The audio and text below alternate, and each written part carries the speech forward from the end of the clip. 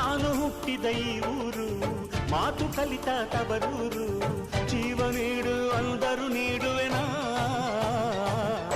ಹೇರುಕಮ್ಮ ನಮ್ಮ ಊರಮ್ಮ ಹೇರುಕಮ್ಮ ನಮ್ಮ ಮಾತಮ್ಮ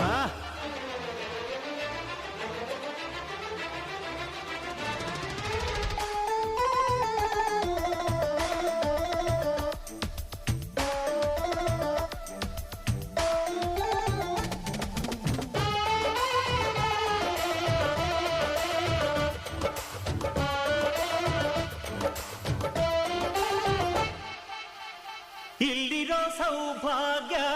ಎಲ್ಲೂ ಇಲ್ಲ ಈಶ್ವರಿ ತಾಯಿ ಇರೋ ಊರೇ ಇದು